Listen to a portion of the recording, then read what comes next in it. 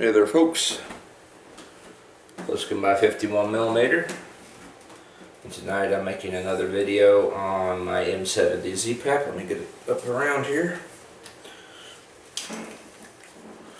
And I am showing off the new sling that I bought for it.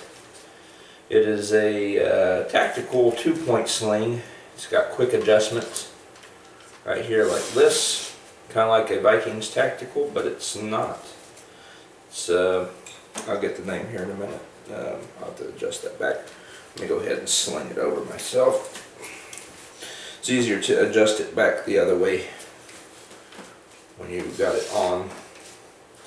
The sling, I got the little card here, is called a tactical 2-point QD sling. If you guys can see that, I hope you can. Let me get out of the way, maybe a little bit more light.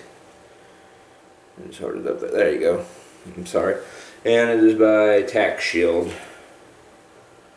That's their website right there, TacShield. But it came with 2 QD points. One is currently in the buttstock of my M70 right here. Bring it in close so y'all see. You can see right there. One's in the QD cup on my M70's stock.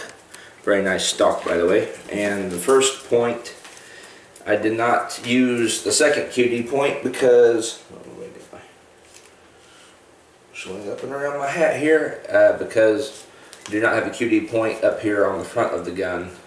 So what I had to do is I had to take the sling and wrap it around that point right there.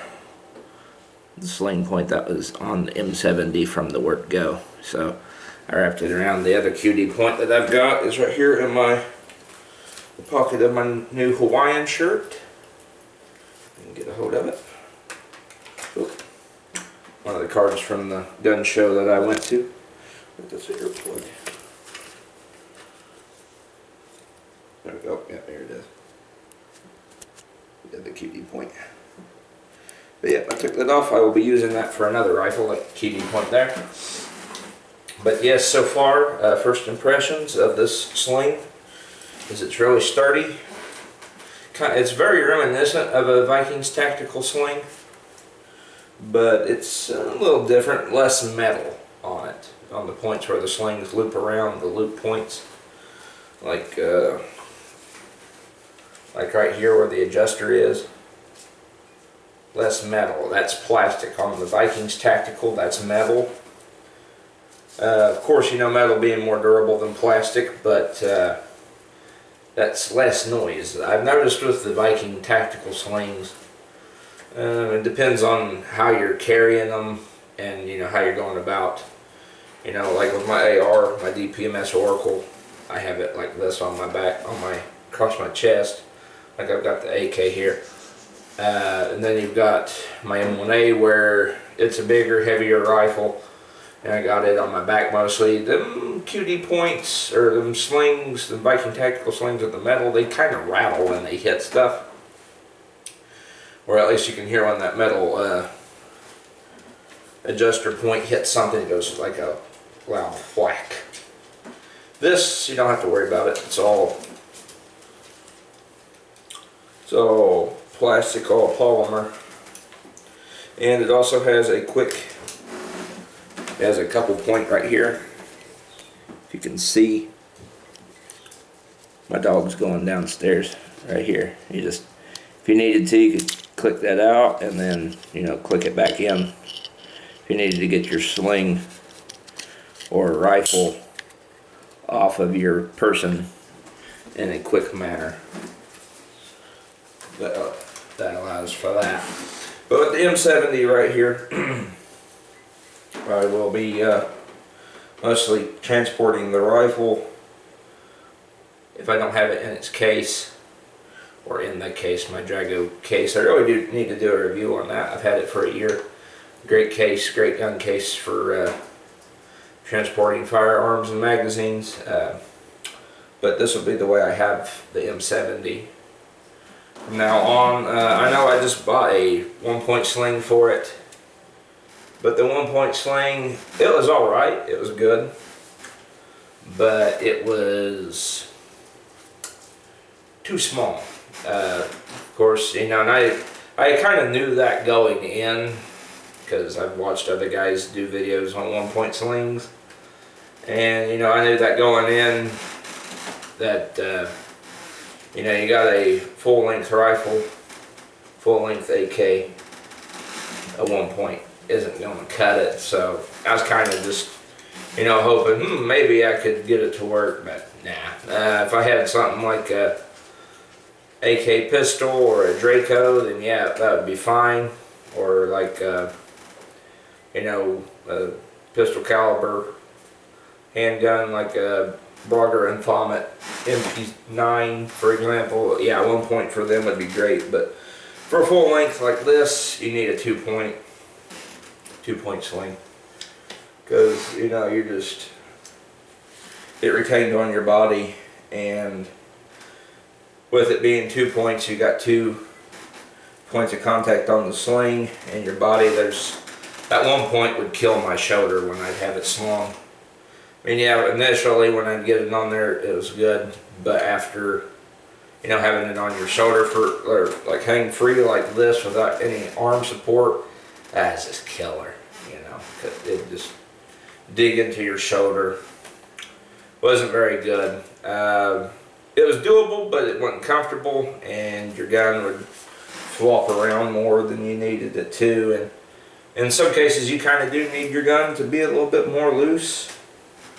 But with a 2-point like this, I can tighten it up, get it real tight to me, or I can just, you know, loosen it up more and let it, you know, hang on its own out of my way. But this is a big improvement over that 1-point.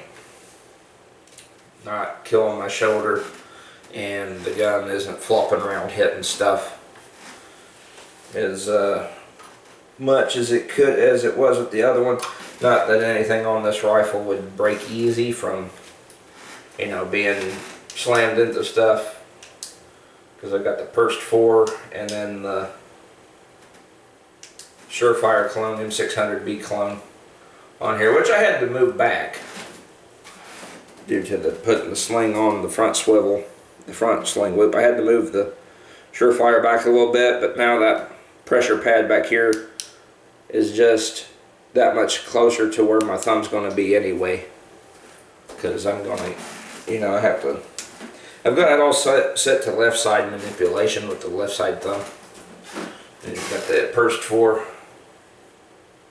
manipulate with the thumb, with the left thumb, and then got the light as well, all with the left thumb. So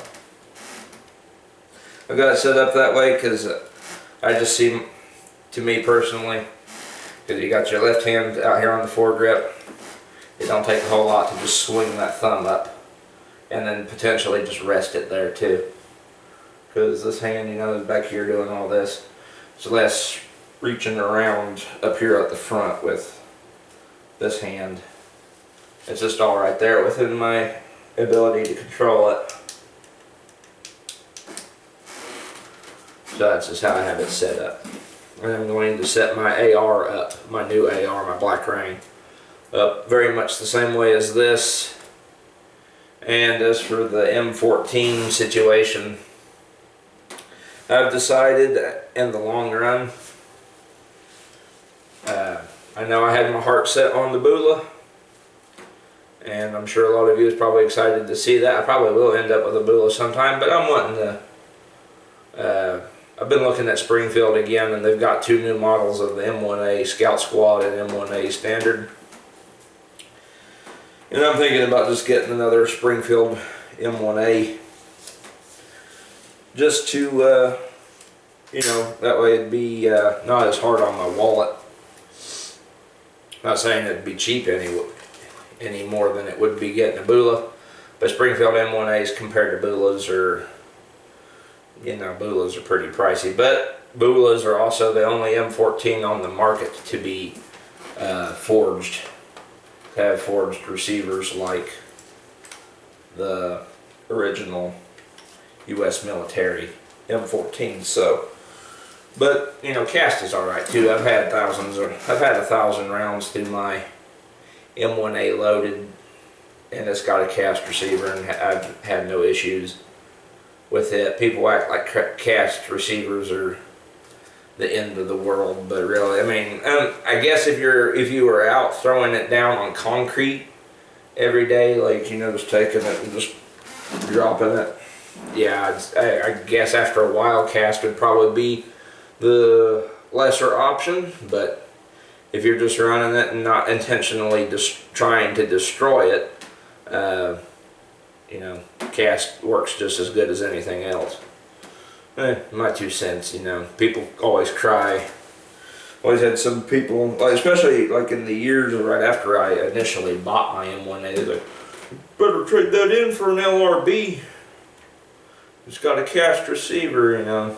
It'd be cool to have an LRB, but you know, I've had that M1A for almost 7 years now, and I say 1,000 rounds to that thing. It's probably more than that, to be honest. I've had a lot of bullets put down range with that M14, and I haven't seen the slightest bit of, you know, failure in the metal on the receiver with it. So I will be looking at the Springfield option again, just letting you guys know.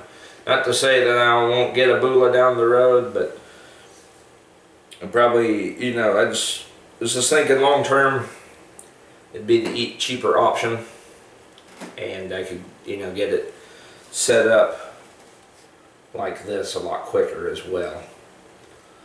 I can't wait to do that, get them 14 set up like this. I don't think I'll be doing the pistol grips though with it. Do more traditional grip with angled foregrip on the front. But I know a few secrets to get a sling on the side of the buttstock with those. So figured I'd show you all the new sling on the M70 ZPAP and tell you a little bit more about my future plans. I'm going to drop some information on my technology situation. I bought a new computer because the one that I just recently bought last year finally decided it got knocked off the table. The whole left side of it's just held together with the Gorilla Tape. It's in its death throes already. Sadly, I haven't even had it a year, and it's already seeing the end of its life, and it gets worse every day. So I got the new computer. It's a Acer Chromebook 315, and it works really well. I've even got it synced up with my phone. It's eons above the current one that I've got. Only problem is I got to figure out how to manipulate the Chrome OS, whatever that is. I've looked into it, and it's like a operating system. It's like basically the brain of your the computer itself, and I gotta look into that because even the files from my camera that I'm recording with that I downloaded, it simply just won't read them. It won't read those. It won't read any of the things I've downloaded to try and do video editing. So I gotta play around with it some more before I can finally get back to uploading longer edited videos, like a video like this, where I could cut it up into sections instead of it just being one long run. So give me time. I'll get around to it. I'm pretty good with technology. It just takes, on this newer stuff, it just takes me some time to get from point A to point B than it used to. I think it mostly because the dialogue they use in the computers now is kind of wonky. They go, instead of telling something to you with the directions and, like, you know, on what to do, instead of telling you like how I'm talking to you right now, they kind of do this like weird, like, come around explanation on stuff, and it's just like, just tell, you know, just show me where to go, you know. Just tell me in the King's English, like, where to go, what to do, what to click on. Don't tell me go here and then, oh, well, that wasn't what you wanted, and well, I don't know why we sent you here. Turn around and go back to program 1, 2, 3 or something. No, just fucking retarded. Well, anyway, guys, This has been Blitzcomb by 51mm, and I'll catch you all in the next video. Peace.